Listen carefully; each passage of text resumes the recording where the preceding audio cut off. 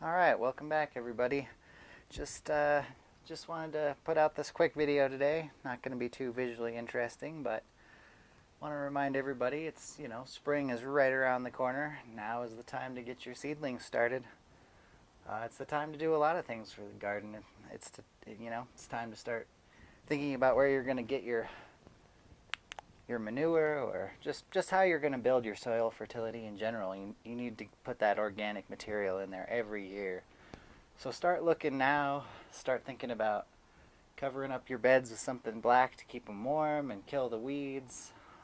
You know the drill, but really the important part here is think about starting your own seeds. It's easy and it's dirt cheap, and you'll be glad you did. If you get the hang of it, your starts will be much better than what you can buy in the store. And your varieties, you'll have way more varieties. If you start saving your seeds, you can get plants that are more and more adapted to your actual climate, right where you live, right where you're growing. So I've learned some lessons over the years.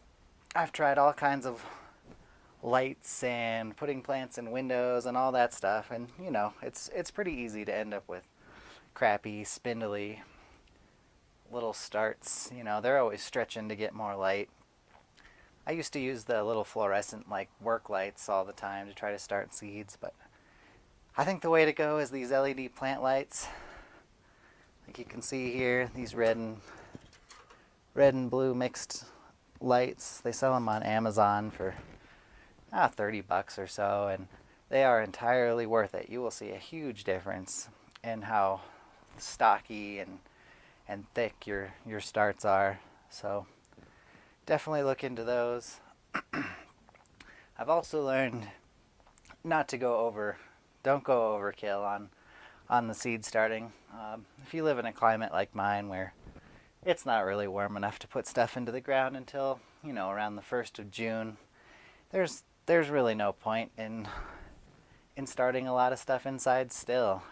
Things like squash, cucumbers, things like that, they just struggle. Even with these nice lights and nice soil, they just get weak and spindly, and beans and peas and anything like that.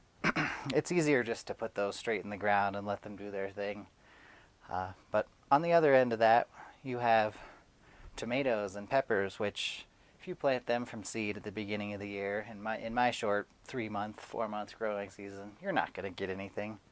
So you got to start with plants. So the best way to do that is to start your own. I've got several varieties here of tomatoes popping up. You can see those guys there, all tomatoes.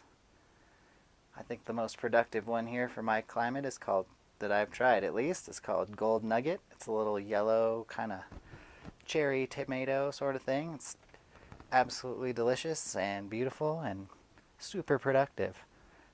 Some of the other varieties that we've tried that work really well are Glacier tomatoes, red Siberian tomatoes, Husky cherry reds, super sweet 100s.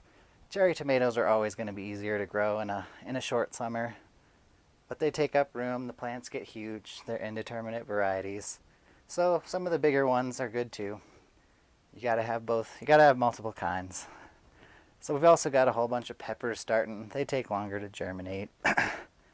And of course we've got some things like a few little basil sprouts in here. And some onions. These can be easily transplanted.